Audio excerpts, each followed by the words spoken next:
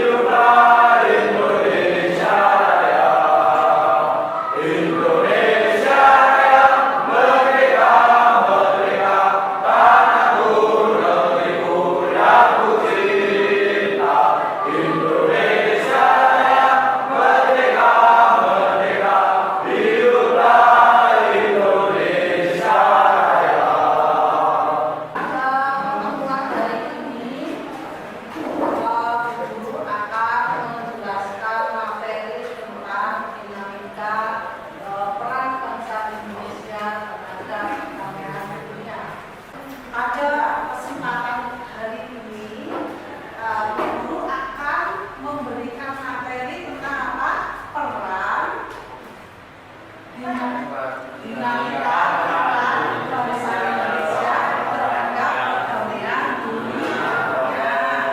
Nah, di sini ada beberapa perannya, yaitu di ASEAN, ya di UNEP, di PBB, ya itu nanti dijelaskan satu persatu. Sekarang di situ bisa dilihat peran Indonesia dalam menciptakan perdamaian dunia. Yang pertama, makna hubungan internasional, hubungan internasional. Yang selanjutnya adalah peran Indonesia dalam perdamaian dunia melalui organisasi internasional. Contohnya peran Indonesia tadi yang sudah diucapkan di dalam PBB, di dalam ASEAN. Nah, sekarang guru bertanya, itu landasan vigilante, ya, Indonesia mengadakan hubungan dengan luar negeri itu ada landasan vigilante, ya, untuk memacu kita, untuk menangani kita dalam sebuah kerjasama supaya ada dasarnya. Dasarnya apa? Ya, Pancasila. Kenapa Pancasila? Ya, Pancasila karena merupakan dasar negara, pandangan hidup bangsa Indonesia, dan nilai-nilai kristalisasi apa? Nilai kehidupan bangsa Indonesia ada di dalam satu kesatuan yang disebut Pancasila, dari sila 1 sampai sila ke-5, yang menguatkan kita dalam hubungan internasional. Nah, sekarang lagi ini lanjut, apa sih hubungan internasional? Apa itu hubungan nasional? Ya, di sini kamu bisa dibaca, ya, hubungan internasional. Coba Mas Alfian dibaca. Hubungan internasional adalah kerjasama tentang politik yang didefinisikan secara global untuk menyelesaikan berbagai masalah menurut Undang-Undang Nomor 37 Tahun 1999. Ya, itu hubungan, ya, yang bersifat global. Global itu apa? Secara menyeluruh. Ya, politik apa? Berasaskan bebas aktif.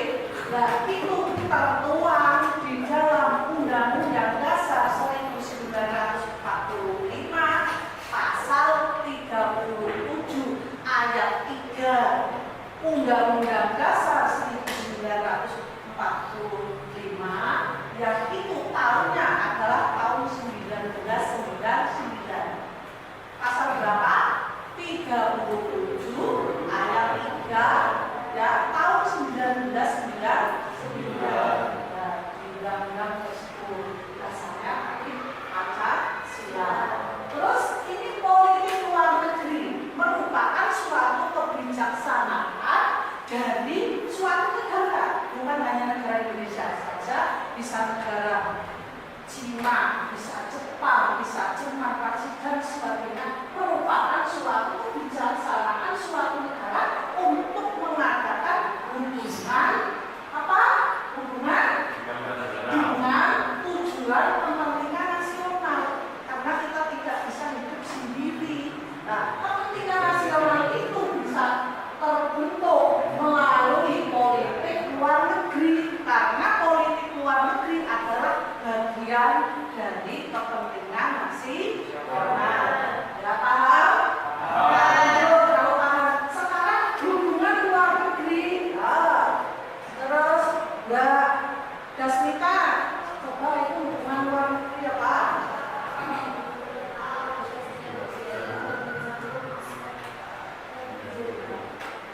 Terus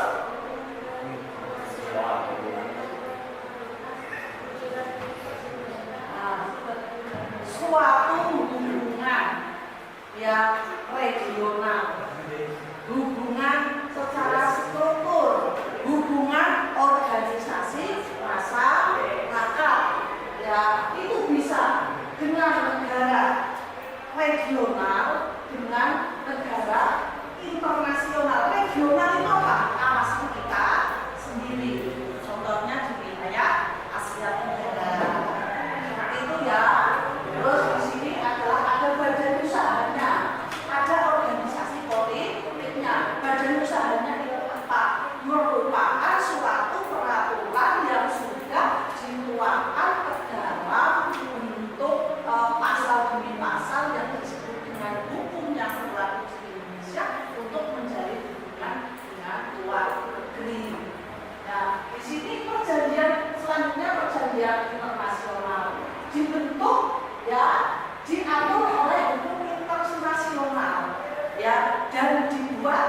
misalnya ada hubungan bilateral.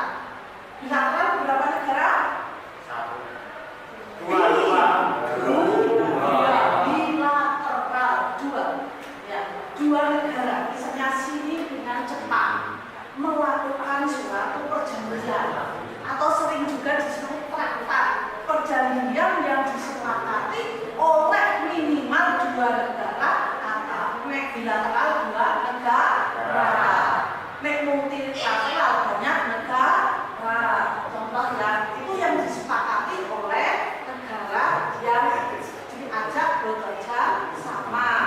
Ya, contohnya seperti itu. Terus di sini ada lagi gambar tentang contoh-contoh.